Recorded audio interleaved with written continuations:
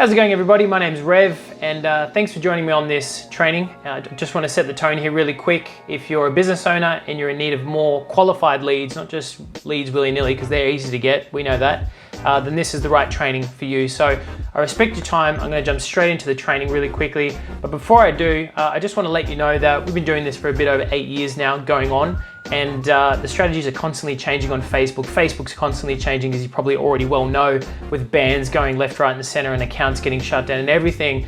And so the strategies I'm about to teach you, full disclaimer, they work for us because we've been running with these strategies for a very long time and we move with the changes on Facebook. But just because I give you, so to speak, the keys to the car, it doesn't mean you're going to drive it the same way that we do. So take that in mind when you use some of these strategies. But if you haven't used this strategy before, I can almost guarantee that you're at least lower your lead cost to some degree. So that's what you can look forward to, if nothing else.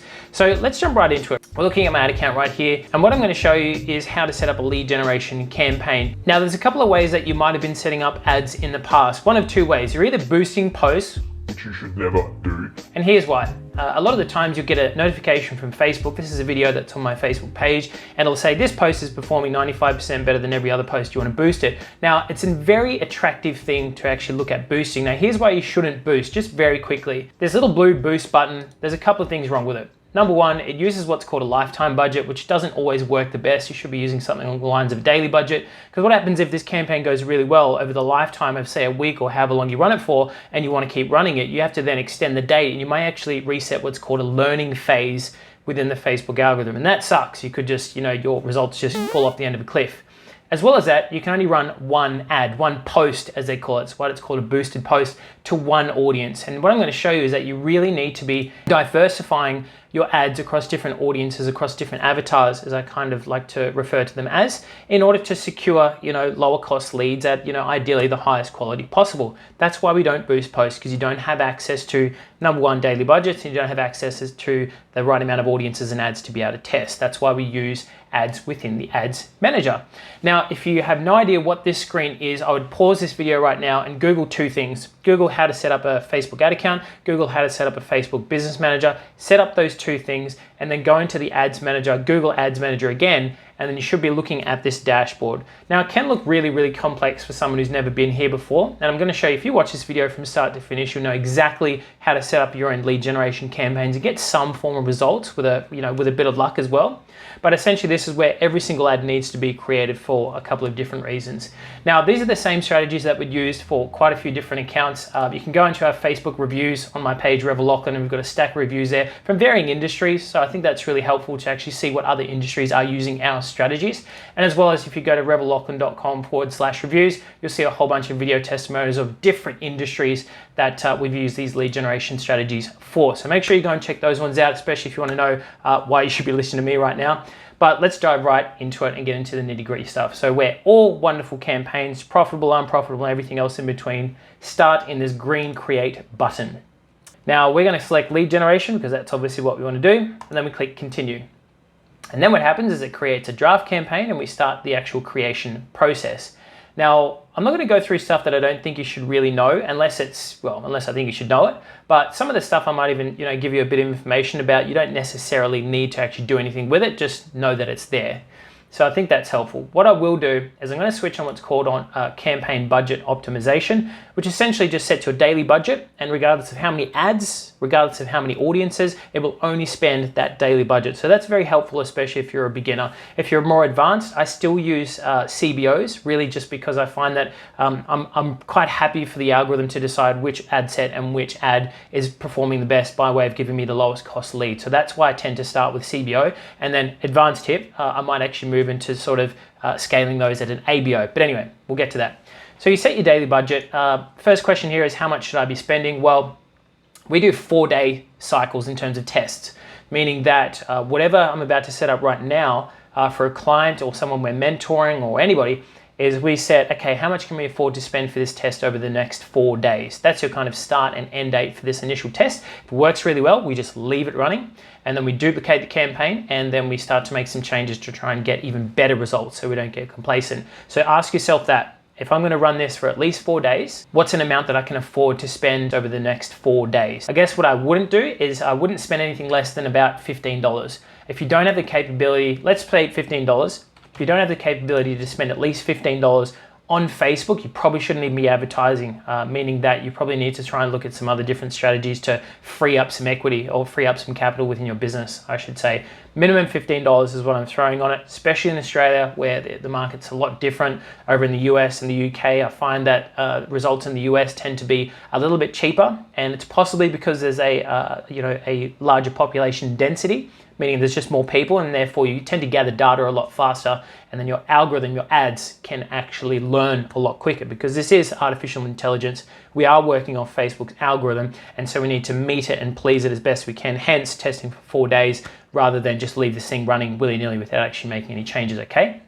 So we set our daily budget, click on the next button, and now we're down at the ad set level. So this ad set level is, I want you to think about it as the audience level, because really all you're doing here is selecting your audience, selecting interest, using lookalike audiences, if you've heard of those before, or creating retargeting campaigns with custom audiences, and selecting the geographical locations that you actually want to target in. That's about it, with the exception of maybe where you want to put your ad placements across Facebook, Instagram, and the other variety of apps. So that's what happens at this ad set level. So I would consider it to be the audience level. So when we're talking about changing audiences and whatnot, think about the ad set level.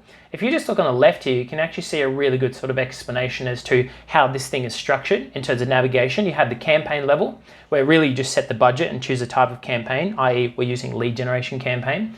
The ad set level, where we choose our audience, geographical location, so on and so forth, as I mentioned, and the ad level where you actually create the ad and the lead form, which we'll get into in a little bit here.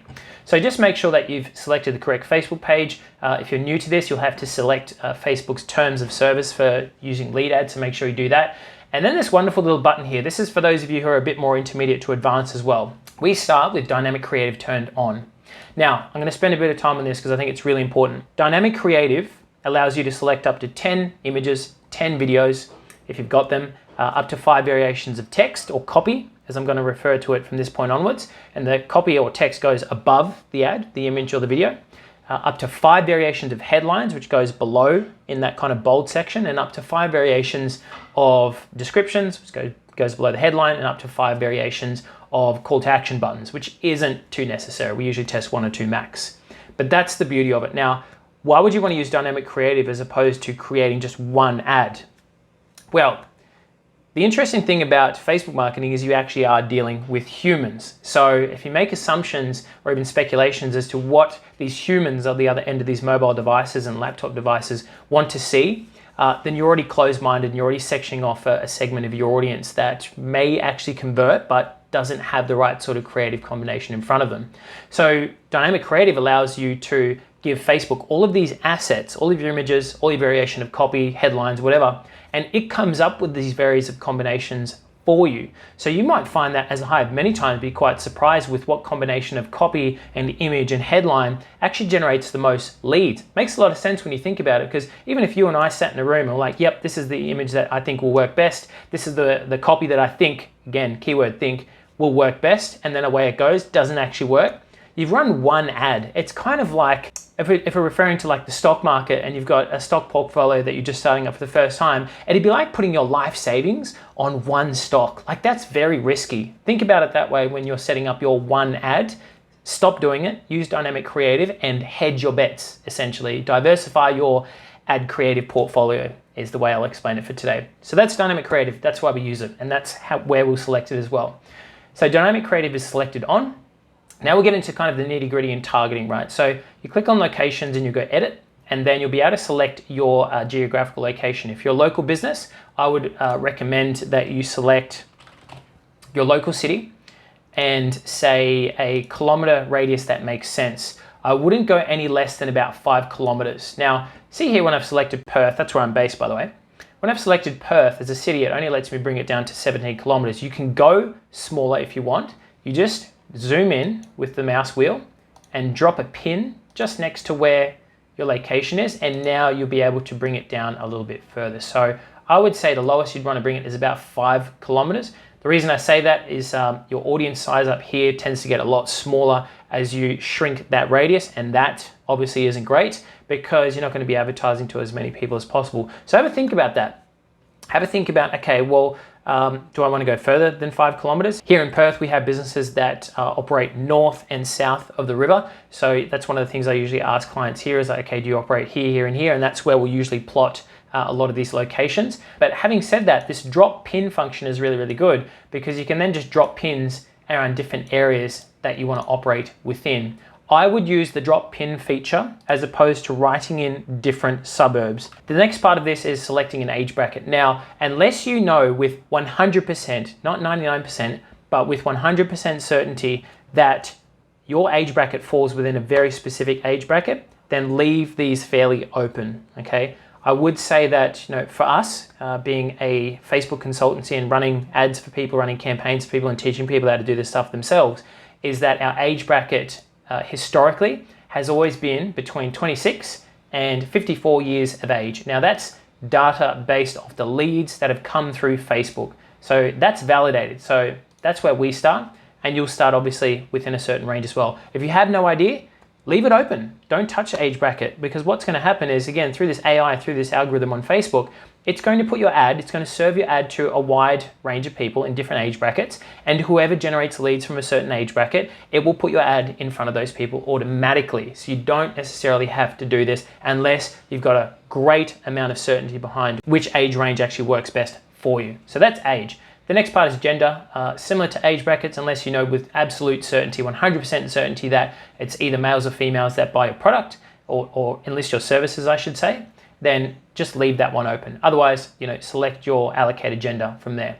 Now we get into an interesting part, every pun intended, because this is where you select interests. Now, interests are essentially how you're able to target people that are more likely to be interested in your services than others. So for example, this is going to cover a few different bases. I know there'll be a lot of you out there that are watching wanting to get in front of homeowners. The ones we select for homeowners are Bunnings Warehouse, love a snag from Bunnings. DIY, short for do it yourself. Lawn, as in like lawn care, grass. Like who the hell is going to be interested in lawn if they don't own their own house? Like I feel like that's pretty safe. But those are ones that have worked really well. We've got swimming pools down here. And what else? Renovation. Those are the 5 interests that we've used with a great amount of success to get in front of homeowners. So those of you out there who, contract for fencing, do resurfacing on concrete, who do roofing, who sell solar, all of that stuff. Anybody, renovations companies, if you're looking to get in front of a homeowner, I would start there with those interests. The side note here, I'm not going to go into it today, but you can create lookalike audiences of people who visited your website, which is a very, very powerful audience. You can create lookalike audiences of people who've already filled out lead forms before, contacted you, blah, blah, blah, customer lists. You'd want to upload that to Facebook, and you'll likely get some very powerful results from that. But make sure you book a call at the end of this video if you want to talk about some of these audiences further, because advice is free. So that's interests. I would say probably a max of 5 when starting out in these interests if you want to put a number on it. So choose 5 that make a lot of sense for your business, and just be wary of what's going on up here in the right-hand corner, which is your potential reach. If that potential reach falls below 100,000, there's going to be exceptions to this, and I'm going to explain why. But if that potential reach falls below 100,000, you're going to find that your ad ends up kind of spamming people. The frequency of your ad showing to one person tends to rise really quickly. And so what's going to happen is you're just wasting budget. You might be hitting people over and over again that actually aren't interested. So I would try and keep your potential reach over 100,000. Now, for those of you who own like a cafe, hospitality, a restaurant, whatever, that 100,000 is probably going to be hard to reach unless you're in a very, very population dense area. So you're the exception to that rule. So if you're in hospitality, don't worry about it too much. I would actually, if you're in hospitality, not select any interest at all and just target like an open geographical location. Especially those of you who have no idea what interest to select, I would probably just start with an open targeting. So you would, just really quickly, select location, maybe you're Australia-wide, maybe you're locally based, select the age ranges, don't select any detailed targeting, and that'll keep your potential reach nice and high. I know what you're thinking, could your potential reach be too high? Not really. If you're advertising here in Australia, you probably find it hard to get over about 2, 3, 4 million people. But at the end of the day, the more data, the bigger your audience. I have found these days, especially advertising this year, the better your ads tend to perform and the faster they exit what's called a learning phase, as I mentioned earlier. So that's your targeting. Now, as we scroll down, we've got the next little bit here called placements. Now, placements are literally just where your ads are being placed and shown. Now, I used to leave, those of you who followed me for any length of time, I used to leave this on automatic placement. I'm actually changing it from manual placements And a quick brief as to what all of this is. We've got the Facebook newsfeed, so ads obviously show up in the Facebook newsfeed. If you're watching this video, you've probably seen 98% of you actually see my ad in the Facebook newsfeed. Also Instagram newsfeed when you're scrolling. Facebook Marketplace, which is obviously like the Gumtree of Facebook. We don't get video feeds, we don't get right column. We get Instagram Explore, which I actually select off. We get stories, which unless you've got the long formatted images and videos, I actually deselect these days. I deselect in-stream, that's just annoying. I deselect in-article, and now we're just showing in the marketplace, in Facebook, Instagram newsfeed, and Facebook mobile and desktop newsfeed as well. Those are the top performers anyway. So that's what we're selecting in placement, and again, that's where your ad's showing. So next part of this is to actually start building the ad. This is the fun part. If you're not a creative person, this won't be that fun for you. So make sure you have a conversation with someone about helping you with your ads. So what you want to do is just make sure you've got the right Facebook page, make sure you've got the right Instagram account selected as well. That's been a problem in the past. And as we go down, we get into the dynamic creative part of this. I have no idea why there's a dump truck in this picture. I have no idea whatsoever. I don't even think I uploaded that one. Thanks, Facebook.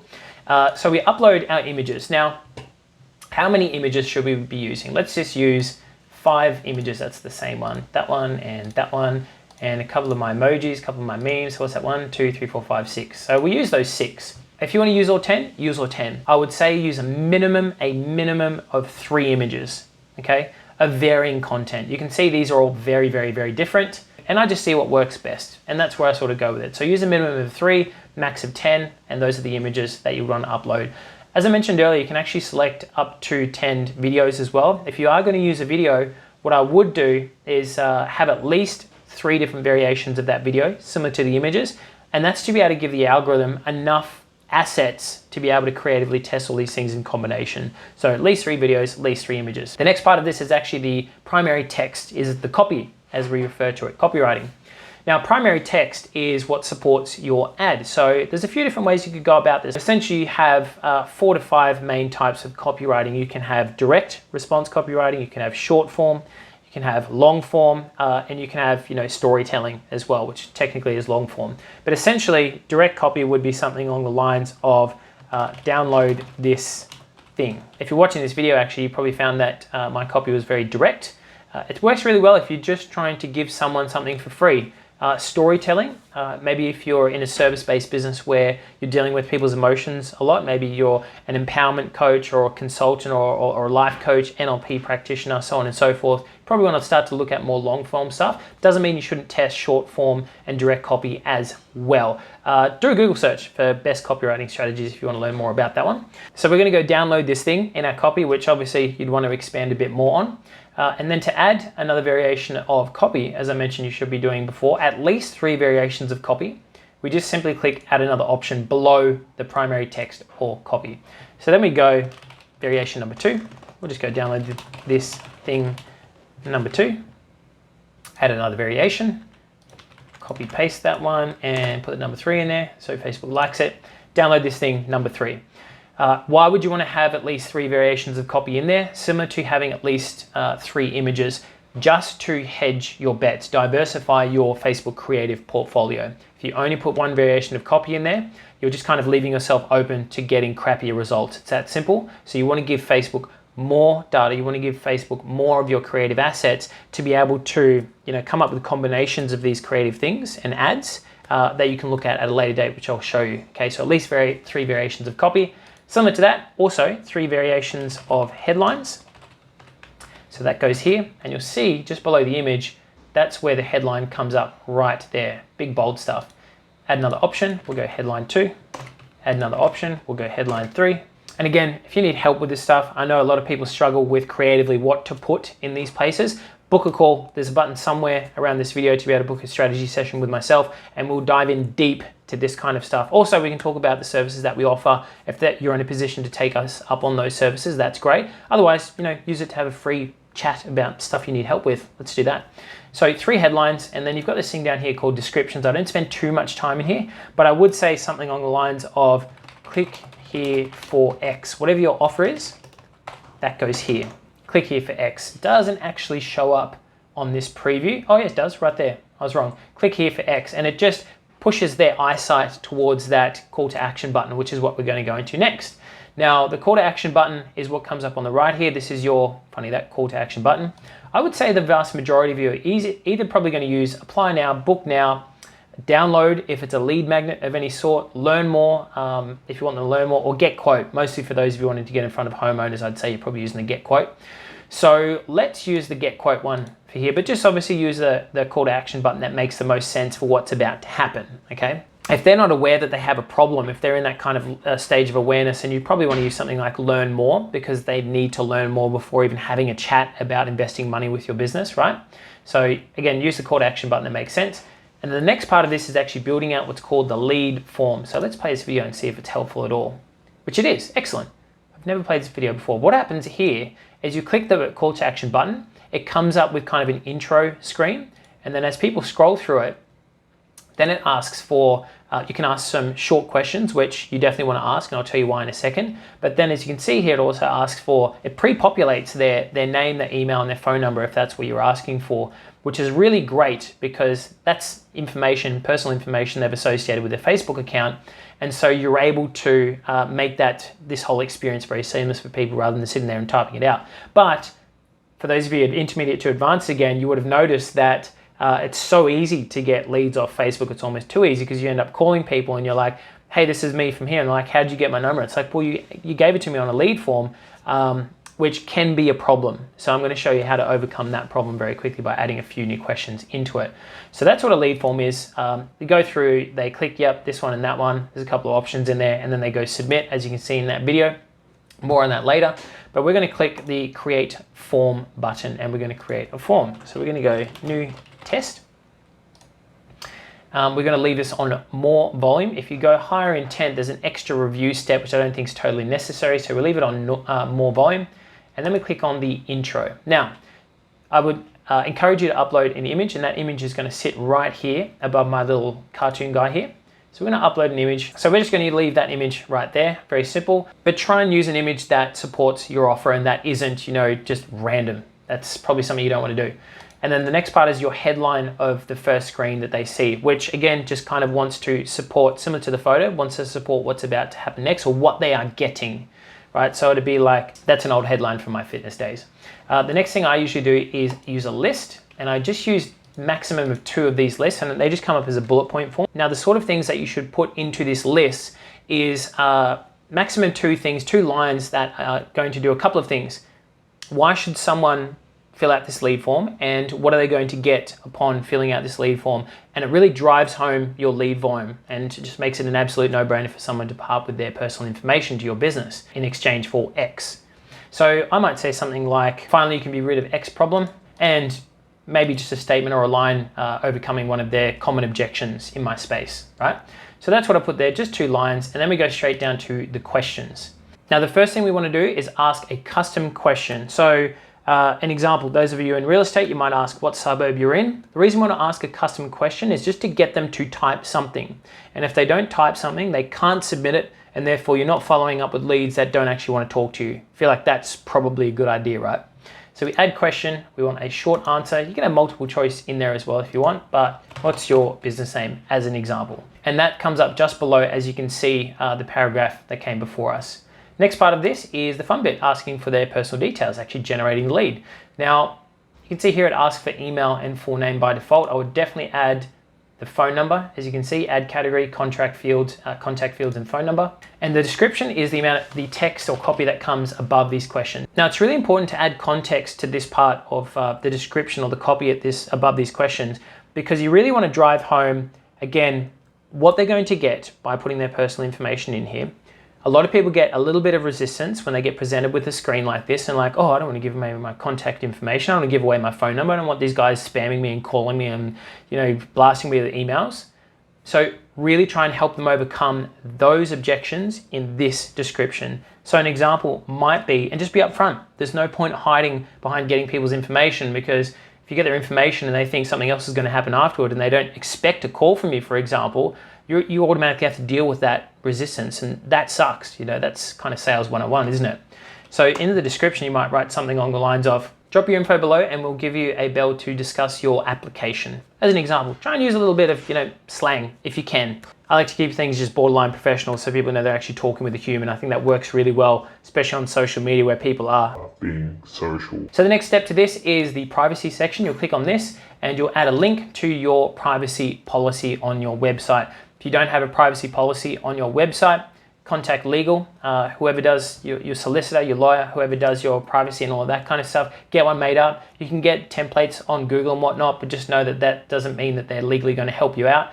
But you would add that on the website and you would drop your link in there. And the next part of this is the completion. This is what happens after they submit their information. Again, a lot of people just leave this as default, especially some of you more intermediate to advanced. You find that they fill out this lead form and it's just kind of like the most default thing you could ever see. There's an opportunity here to further nurture and warm your leads if you so put some effort into it. You might have a step 2. Click the blue button below or click the book now button below to actually book in a time into my calendar, have a chat with me. Those of you in consultants or coaching or whatever it is, who have a calendar of sorts online on schedule once or whatever it is, you can pop a link down here and have them, step 2, book a time below that suits, if you want to do that. Otherwise, send them to your website with some context. You could say, thanks, would you like to have a look at our catalog online? Click the catalog button below as an example. It doesn't need to just be an end to what happens here. What you could also look to do, if you want to take a call straight away, is this call to action button you can change to call business and then put your phone number in there, and you might say step 2, send me a text, let me know a time that you're available to call. Or you can say, if you want to have a chat right now, give me a call on this number. You can go balls to the wall with this thank you screen. So definitely have some fun with it. But unfortunately, I'm lazy and I'm just going to leave this on the default setting. So you might have something like that. Thank you so much. Want to see some of our work? Tap the check reviews button below to see check reviews button. They click that and they'll go over to this page here with all of our wonderful testimonials. So then what happens is you go publish and hopefully there's no errors, which there isn't. Fantastic. So what you'll do from here is you'll simply click publish. Hopefully you haven't said anything or used any images that are inappropriate and that follow Facebook policy, and that should go through into the approval process. Now, you aren't done. You've just created your first lead generation campaign. Fantastic. However, now you need to test it against different audiences. Now, as I mentioned before, when it comes to testing, you're just hedging your bets. How do we know that, even though we're using dynamic creative, how do we know that the audience that we've selected is actually going to work for us? That's where I recommend you test at least 3 audiences in total. So another 2 is what we're going to create right here, which is what I'm going to show you. Again, as I mentioned at the start of the video, the way that this navigates is you've got campaigns, ad sets, and ads. So just be wary about what tab is illuminated at these 3 sections. So the campaign that we've just created will go into review, as you can see here. And all we need to do is click on the name of the campaign, and that'll drop us down to the ad set level. This is where we test audiences. Now, if we click on the ad set name, we'll drop down to the ad level, as you can see by the illuminated tab. And then all we need to do to go back is click on the tab, ad set level. Again, this is where I'm going to show you how to test audiences. So all we do is hover over the ad set name. You can see this little text here called duplicate. We're going to click on that.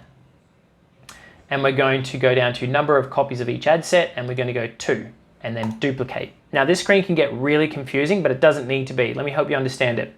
On the left here, you've just got the 2 new ad sets that you've duplicated. You can tell because they say copy and because they have this green hue behind them. That's how you know they're duplicated and they're in draft mode. They're not published, nor are they running, nor are they actually under review. Okay, so these are our duplicated ad sets. On this part here, this is kind of where we work our different audiences, but we've got the campaign name again. The little 4 blue dots is the ad set, which are duplicated. And the little green bits here, which you can see they're just offset to the right. So it goes campaign, ad set, ad.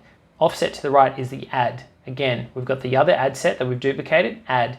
We've got the original ad set that we created and the ad. So that's where you can start to navigate. If I click on any one of these, it's going to take me to that section. So now I'm looking at the ad from this duplicated ad set. If I click on this ad set, I'm going to go to that ad set.